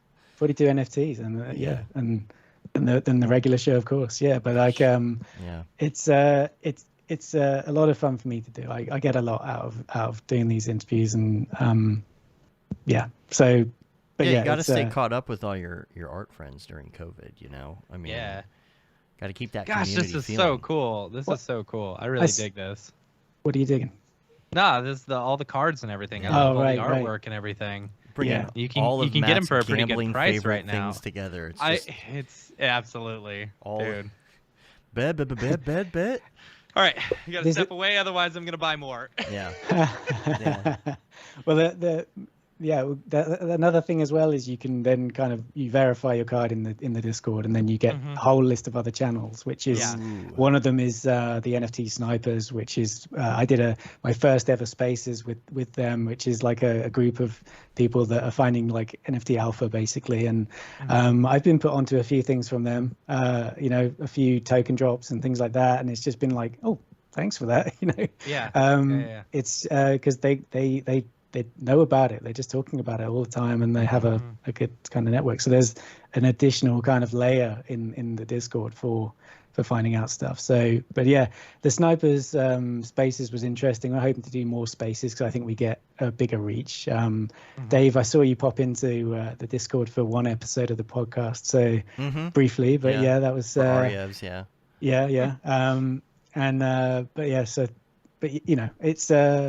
it's just fun. Like I say, I'm in my office now, right? My garden office. So I don't have that kind of, gives me the kind of human contact that they're talking to the people in the industry and all this kind of stuff. So it's fun to have these conversations with people. Pretty soon we'll all be hanging out in the metaverse. I kind of want to try those spaces things that they've got going on. What is it called? Like they have like a personal one and like a business one and all that. It's Facebook with the VR hangouts, basically. I forget what they're called. Somebody probably will know in the chat. They have the name for their hangouts. But yeah, it'd be fun to hang out in some of those spaces with some Mograph friends and talk about more metaverse and NFT stuff. Yeah. Jags is in the chat saying, show the video. And I'm like, dude, you're like way behind. Oh, for the Halo thing? Oh, that's funny. Oh, that's really funny. funny. Yeah. Well, yeah, maybe we can show it when we come back from the drop here. So, besides this, we hadn't talked in a while. So, how did your learning doing of my NFT, own stuff as well? yeah, like how did your stuff come about? Like, how did you get into this? Because we all around, I don't know, October of 2020, we're starting to hear all these ramblings about things going on, and like, what was your experience in that? It was 100% through that Get NFT group. It was like, well, obviously, you know, people as well, you know, and sort of hearing about that and going, okay, this could be something. I didn't quite get it immediately, and but yeah, I mean, this was something that like primarily David set up, right? Or kind of got the wider going reach. And, yeah.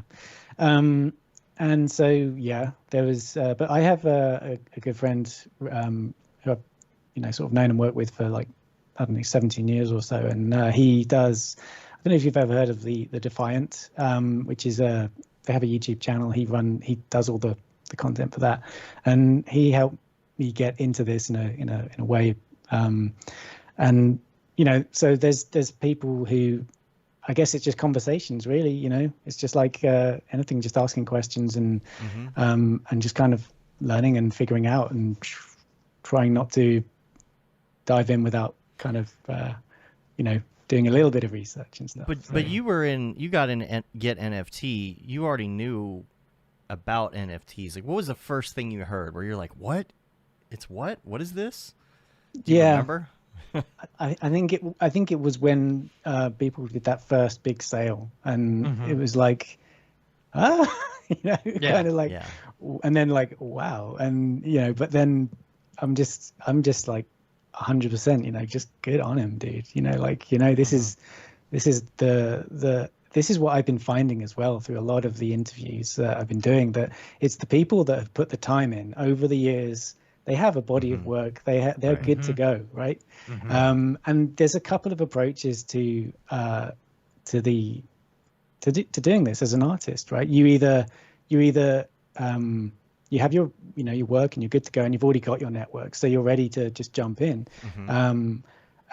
or you start learning about it and you start building the portfolio alongside that, so that you're ready to once everything's aligned, then you can be ready to drop something, and I think I've seen various people do that, but I think now you have to, seems like you have to just have that whole community presence that there to 100% even be on people's radar, because it's so it's a full-time job. That's it what is. it Seems like it if you're going to get into NFTs and if you're going to make it your full-time job, it has to 100% be your full-time job.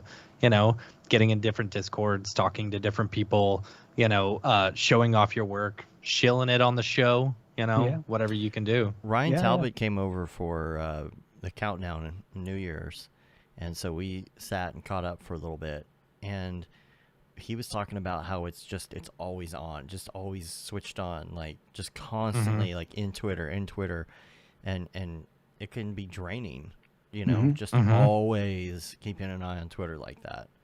So it kind of is, NFT space runs it's 24/7. Yeah, and things happen quickly. Yeah. I mean, just look at last year. Last year alone, it was like that's 10 years in normal time. Yeah. It is crazy how fast it all moves, and people's expectations as well are changed because of that. Right. So certain projects, they think that it's not going according to plan because it's like not, it appears to be slow, you know, but it's probably just working at normal pace, but it's just been not a week, in crypto bro. land. Yeah. It's been a week. Yeah. Yeah. Why hasn't my So- my NFT sold?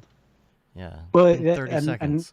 Yeah, and then obviously there's floor prices where, you know, whatever, but that's set by the seller, right? So, you know, you want to, Yes. so people Matt are Brooks kind is of, correct. Shilling does take a lot of time. Yeah. there's got to, I mean, I have my current Iris editions, which is, I have a thread on Twitter that I add to if there's been a sale or something that I want to update people on. But yeah, I try and keep it to that rather than, Yeah. you know, yeah. What are some I of the don't- other projects you've done? Was it on Foundation or? Yeah, I had a couple of. I think we probably brought them up on the show, if I'm not mistaken. You probably did. Thank you. Yeah. Yeah.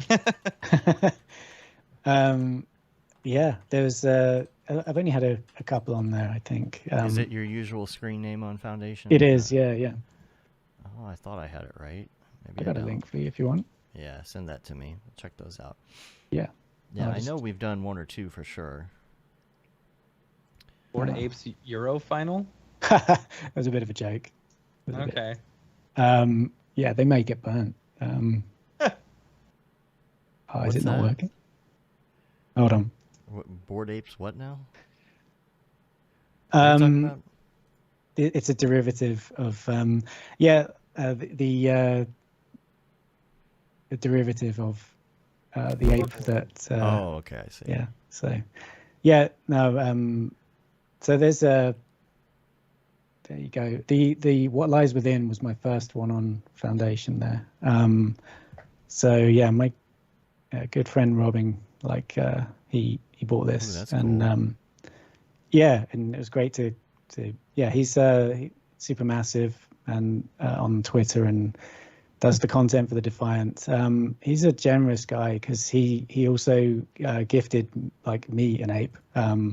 And Wow. this is why I did the derivatives actually there, because you're allowed to, because you have the I was going to ask about that. Yeah, You- I was gonna yeah, say, you- how do you get that? that's All the only right. way. Yeah, you have the commercial rights. So but yeah, he did a I guess it was like an experiment. Like he'd gifted several to people on his team at the Defiant and other people, and I'm the only one that still holds. Everyone else is sold. So Huh. which now- is Okay, Yeah. this is. How do you control this? Because all right, let's say you sell these. Okay, what happens when you sell yours, Yeah. your main one? How do the rights go for this at that I point? have no idea, mate. I have no idea. So what I would say was, okay, think about it in a contract perspective, right? You know, if you sign, so for example, the reason Disney cannot have any Avengers or Spider-Man in Walt Disney World is because there was a contract signed between Marvel and Universal in order to use their IP. And within that contract, it specifically said that no,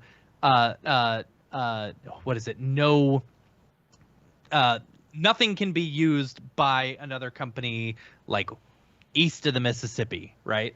That's why you can have Marvel characters in Disneyland in California Adventure, but you can't have them in Disney World, you know? So it's like that contract was signed before Marvel was bought out by Disney, and that's still the case for right now. So Here's my you know, question though. Like you let's- use that IP currently because you own that IP or whatever, and then you get sold, and that is just something that happens during the time in which you own that IP.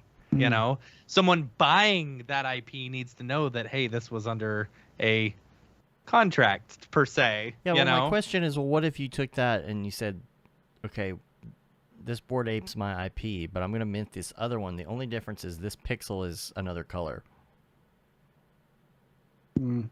Well, you know what I'm saying? Like, it's a Yeah. technicality, right? It's Right. It's a different version of yours. I mean, yeah, is it going to mess up the value of yours? Yeah, but just I'm just thinking in generalities. Well, like, it wouldn't be part of the collection, right? So Right. I think there is that, and it would just be on some kind of random link that I set up somewhere within OpenSea or whatever. So, no one would ever kind of, take it as. I think that's the thing. It's just they're very separate, but yeah. Gotcha. Yeah. Yeah. Yeah. I don't know. Shower thought right there. Yeah. Well, yeah. I mean, I'm sure there's all kinds of those. And then you For sent anyone me interested, the, my NFT is still available on Foundation. Oh yeah, so's mine. Yeah, so it is. You sent me this link here to OpenSea. You've got your Iris editions. Yeah, these are kind of like little looping animations. Oh, I remember when you did these. Yeah, we talked about these on the show. Yeah, to kind of put them together. There's kind of how they were kind of all done in C4D with a bit of Python and stuff. I was going to ask. Yeah. But the rendered looks completely different from C4D. There's a lot done in After Effects. Yeah. Okay. I sort of kind of stumbled upon something and I was like, well, actually, that looks a lot better than what is coming out. So I'm going to stick with this, and now it's kind of got a theme to it. And so that turned it into a collection rather than just a few pieces. The reason why it starts at 2 is because Iris 1, it was a one of one that sold thanks to Playing Arts. So I got conversations in there, and also my piece from the Sevens gallery thing, the Sevens Foundation thing. That was part of the distorted reality thing that was curated by David and Chelsea and numerous others. So that again, thanks to being involved in a project, got me a few more eyes on my work, I guess. So that's cool. Yeah, that's cool. So what else you got? Yeah. Dude, there's something in the works. Like I said, there'll be something for 6 of Hearts holders. But I'm trying to. I don't know if you guys have seen the Manifold Studio. And actually Billy mentioned it. I think he was mentioning it. I think it was in beta when he was talking about it. But it's actually for everyone now. You can just make your own contract, and that's really exciting because then you've got your own like token. You can see how the holders and all that, and it's very easy to do through Etherscan. So I'm interested in that, and I kind of wish that there's I'd like the next thing I'll do is it'll be under my own contract, but yeah, there'll be something. I've got a few things like that I have like they're not fully formed ideas yet, but there'll be something, quite a few things I hope went to 22, and I'm gonna do my best to get onto one of the sort of more major platforms as well if possible. But it's a process, and I think really I want to be better prepared for that, as I think it pays off. Like I saw what Billy did to he's talked about his the video that he put together and stuff, and I just admire the way he's been going about what he's doing. I think he's treating it more like a full-time thing as well. So really? Yeah. So we were just chatting about that on Discord this morning. Right. So like you said, it's probably the way to go, but I don't think I'm in that position to go full-time with it yet, because it's just it's kind of like ditching your main job for freelance in a way. Right. Yeah. I'd be ditching freelance for NFTs. I don't think I could do that right now. So, just deciding if you want to make the leap. Yeah. But I'm quite happy with the pace of things at the moment, and it's kind of just doing it under my own terms, and I'm learning still. So there's a lot almost too much to kind of learn, and I think it's just just taking it at your own pace and building up relationships, really. Yeah. Oh boy, look who's here. Oh boy. I was wondering when Dolby would show. Yes, I'm back. Everyone give me a round of applause. Oh boy. Yeah. I've joined a DAO, and now I've been chatting about NFTs with their chief marketing expert. No. Yeah. He's actually my best friend forever. His name is Jeremiah. He's given me all the deets on the latest collection, so I'm going to keep you updated and everything. Do you know Jeremiah? Is there a new animal coming? Do you know Jeremiah, Matt? I don't know. Jeremiah was a bulldog. Oh gosh. Okay, bye. Oh, good. That's all. Yeah. Nice and quick today, Yeah. I'm sure he's getting settled in, after the holidays and stuff. I was going to ask where you think some of this stuff is going as well, like in the future. Where do you think the metaverse is headed now? Well, I don't know, dude. It's a big question to ask, I think. But like in terms of NFTs, there'll be, I think I've seen more kind of music and, photography. And I think like games are probably going to be more prevalent as well. Like using, I think, and especially, I guess, in these metaverses and stuff, it's kind of like a gamer's kind of mentality to get into those. I had a meeting in Somnium, but it wasn't like VR headset or anything like that. But it was, it's like, okay, you can do this now. It's a bit of a kind of weird experience. The room wasn't like closed. So someone, some random person found where we were meeting and was just like, hey, what's that? What's going on? Yeah. And so that I had to conclude it. But Horizon is the Facebook thing. I was trying to remember the name of it. Horizon. Like they have like Horizon workrooms, It's basically just a VR Zoom in a way, really. But yeah. I'm interested in that. I mean, I saw that news about that Samsung NFT TV and there's going to be better ways of displaying, there has to be, right? Rather than just, is it just a regular TV? I think it's going to be a TV with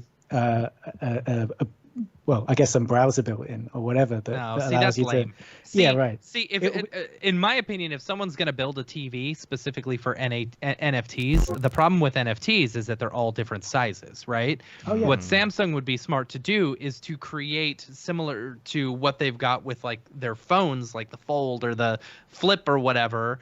Like create a TV where it changes sizes, or it rotates and stuff like that. So you've got it's almost like an art piece of its own where it's constantly moving to get bigger and smaller and changing size and rotating to where it'll fit all the different NFT sizes. You load up your MetaMask wallet or, link all your other stuff, and then it just displays them, loops them for like 15 seconds and then changes to a different type of thing, Yeah, Use I can see that. Fancy OLED. That flexible screen they've been using. Just have it like roll up to the right size, the right ratio. I can see that. Right. Like you've got your height or whatever.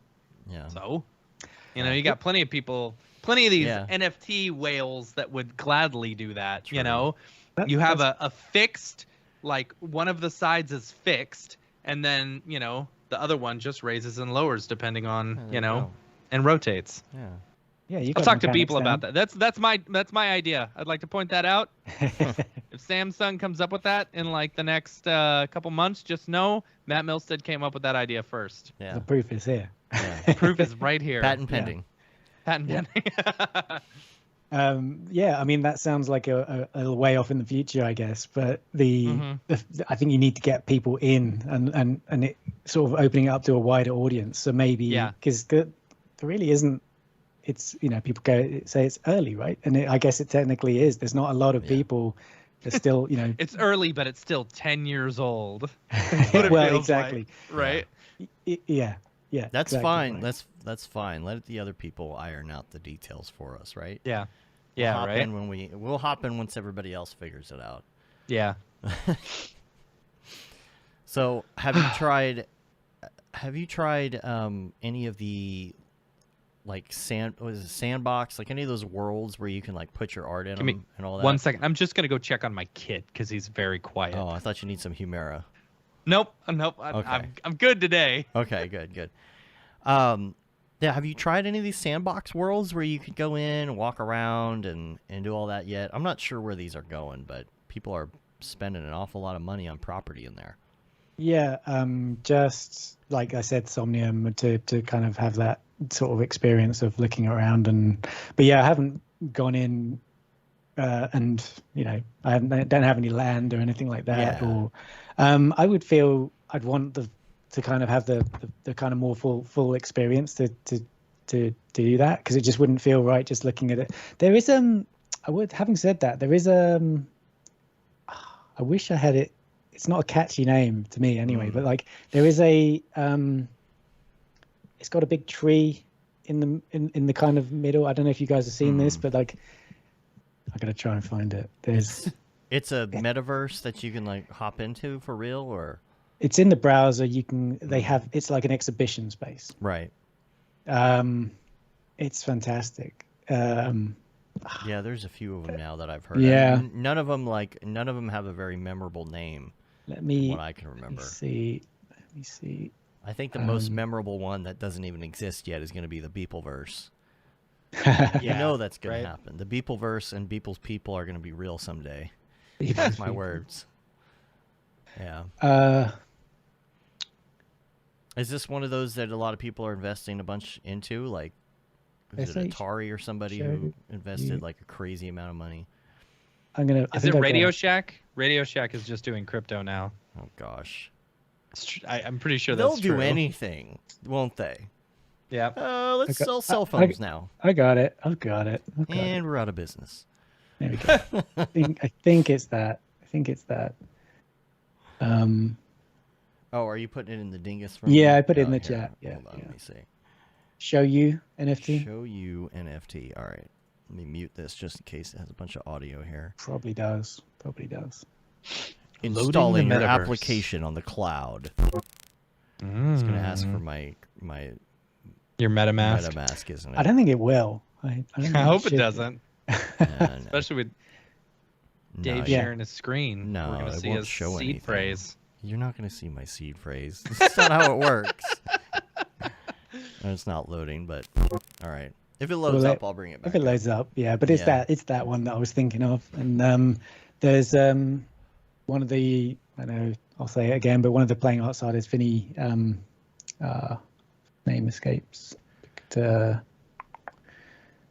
I feel like there's going to be Nazo had an exhibition in there, I think, recently, and yeah, there's a.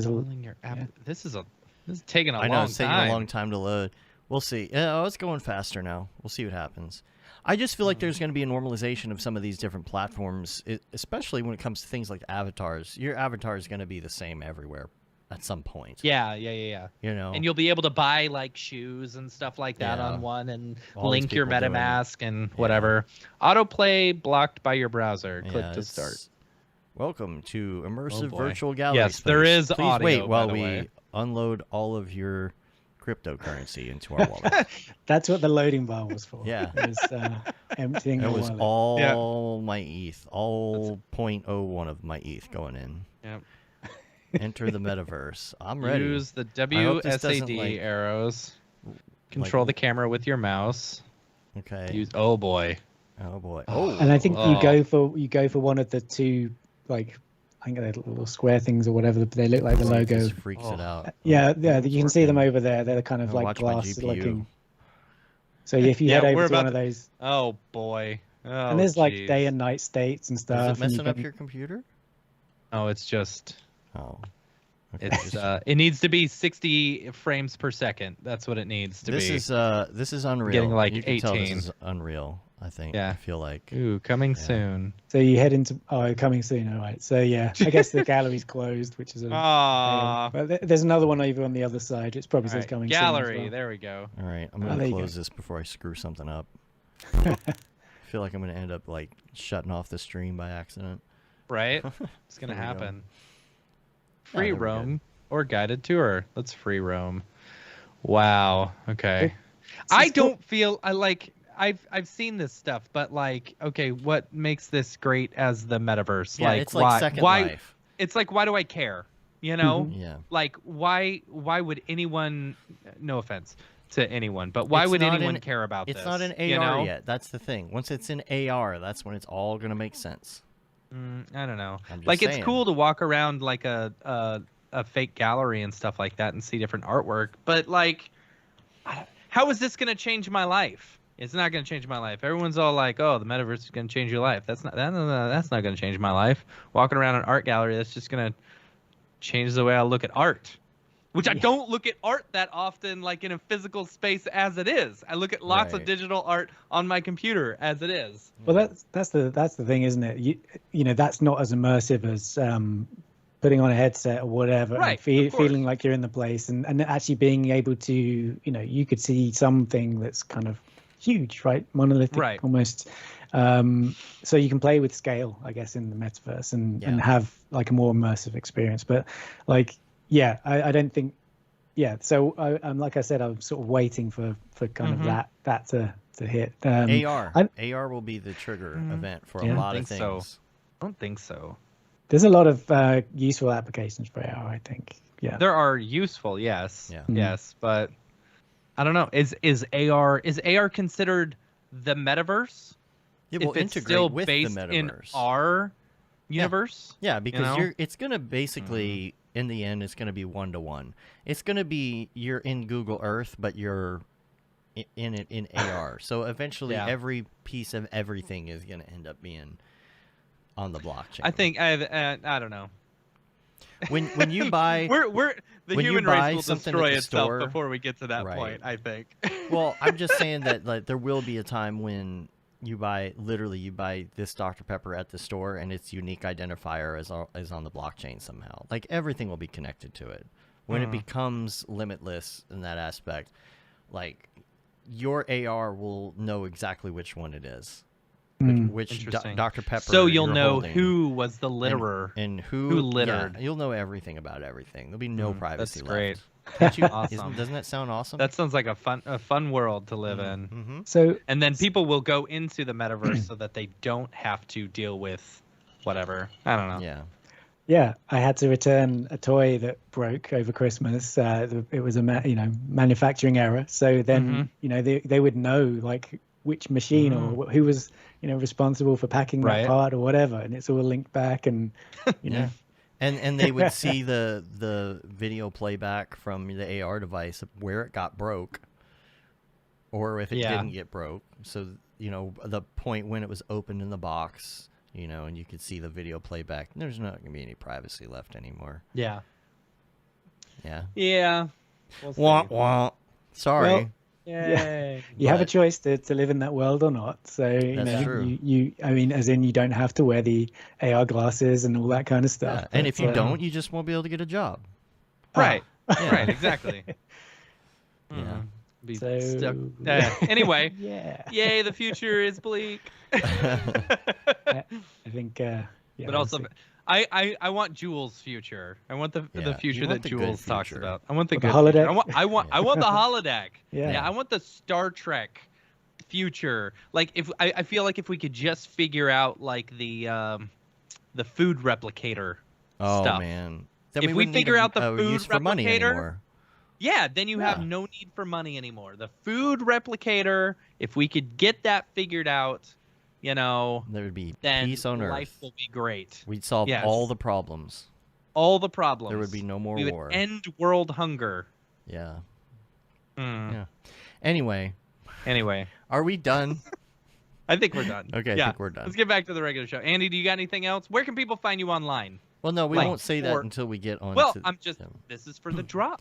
If Okay, people fine. want to Okay, find your fine. NFT stuff, where Fine, can they fine. find it? Yeah. Well, you can find me in the Playing Arts Discord a lot. So there's that. I'm called Andy on Twitter and pretty much everywhere else. And I have my website, which is the same handle. So, yeah, I do have a subdomain on there, which is like nft.imcalledandy.com, which will have updates. Mhm. Yeah. But yeah, that's pretty much it. It's Cool. pretty easy to find me. Good. I'm gonna make you repeat that here in a second. Right. All right. Yeah. For anyone who's interested, if you want, if you've got some work that you're releasing or dropping, feel free to email us info@mograph.com. Shill We'll it. shill it on the show. Let's do it. Yeah. Let's get over to the regular show. All right. Is this the fucking mic? This is exactly what I should be doing. All right, we're back. Well, thanks for being on the show. If anybody wants man. to find you online, where can they find you? I got that question. I got an answer for that. Yeah. Yeah. Yeah. Actually, I guess it doesn't matter because everybody's heard it on both shows now. So now Yeah, we know that's where true. we know where to. We should know. just ask Everyone it always knows. at that point. I'm called Andy. Andy, it's Yeah, always I'm good called to Andy see you. everywhere. Yeah. Always good to talk to you. I wish we would have seen each other in person. I know. I need to make it over to Across the pond. Across the pond. I got to see myself a West Ham United game at some point yeah. in my life. Wear your You know, shirt. wear my Right. shirt. Where my doing brother-in-law got me a scarf as well. Got to wear my West Ham United scarf as well. So How come you're supporting West Ham out of interest? I love West Ham. Hammers forever, right? Really? Okay. Have you ever watched? It started off as a joke, and then I started watching the games. Right? Have you ever seen the IT Crowd? Oh yeah, bits of that. So I've there's never an got really into episode. it, but yeah. There's an episode where like he starts talking like football slang with someone just to sound like he knows what he's talking about. And they're like, "Who do you support?" And he looks over and he's like, "West." And then he sees a big ham and he's like, "West Ham," you know. And so they end up going to a game and like he's just bored the whole time. It's really funny. So Yeah. you know, I said that West Ham was my team, and then I started watching all the games and supporting them, and I'm mad funny. that they're the bad guys now on Ted Lasso. That's very upsetting for me. I don't like Oh, that. that's funny. You Yeah. know. I didn't Yeah. know that. So, but whatever. Yeah, right. Used to be That's Man funny. City, and now it's Right. Yeah. Oh well. You should. I mean, you should. The stadium is incredible. Like it's the Olympic Stadium. So for it's we were walking around there the other day. It's a great venue. Like Yeah. You got to get Matt some swag, I think. Yeah. Give me some swag. Send 'em Well, I'm my not way. a supporter of West Ham, but Aw. I support Blackburn Rovers. We used to be good, but we're good. Now, we're in the Championship, right? We had a good run, so may make it into the Premier League one day again. So we'll see. One day. Yeah. Yeah. West Ham did pretty good this last one. So. Yeah, see. doing all right. Ball go far. Yeah. Ball go far. Yeah. Mark's a So. Liverpool fan by the looks of it. Yeah. Yeah. Cool. Well, we appreciate you being on again. Yeah, man. I'm called Andy. I am I am. called Andy. I'm Just- called Andy. I'm called. I'm called Yeah. Andy. Just That's me. Google it, yo. You'll find him. Yeah. Just Google it. Don't be lazy. Just Google it. But I'll put it in the show Do notes. the too. Googler. You can rate us on Appreciate that. iTunes. You can leave a review. Help get our ratings up on your podcatcher of choice, and tell other people what you think about the show. You know, we haven't really checked in on any reviews in quite a while. I Yeah. have no idea how that's. I don't we got think to do a anyone contest reviews. again. I think they've gotten used to us They must be saying all that, good. so they. Yeah. Yeah. Yeah, they don't listen anymore. I did have some other updates. I would say check out the courses. I can tell, like, it's after Christmas. People are using their Christmas money Christmas to buy money, some yeah. courses. Make sure you we got such great feedback on this this Brush Up Procreate course. Make sure you check It's a that good out. course. It's so great. If you're into Procreate, you want to do more drawing stuff on the iPad. We got some, other courses that are hopefully going to come out within this year, including the RTX course. So just, watch our socials for updates on that. Got some more articles and things coming out, and of course, other stuff. We did hint at the streaming channel that we're working on right now, so you'll be hearing more of that if you're in our Discord. Which, by the way, hit us up if you want to hang out in the Discord. You can get a little Or the preview of Slack that, if you or don't the like Slack. Discord. Either or both, if you want. At Hit the us up same there. time. Yeah. Subscribe to get updates on the website. You'll get updates in the newsletter. We usually will send something out once a month that shows what we've been up to. If there's any new tutorials or articles or anything that you might have missed or anything coming up on the show, you can say you've been there, done that, got the t-shirt with the Mograph logo tee, the Paul Babb Feel the Babb 2020 shirt. All the profits from that go to Doctors Without Borders. The Render Things t-shirt, hoodie, long sleeve tee, the That Render is Fire shirt, which you're only allowed to wear ironically, unless you're shams. And then the Mograph Blandishment shirt. We're on Facebook, Twitter, Instagram, YouTube, TikTok. Sign up.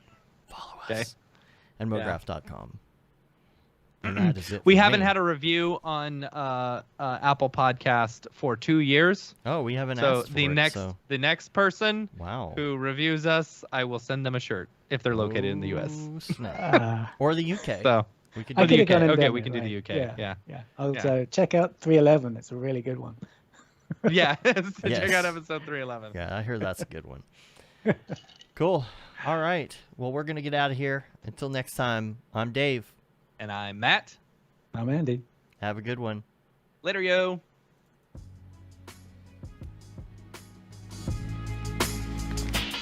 There you go. Love that. So much space, baby.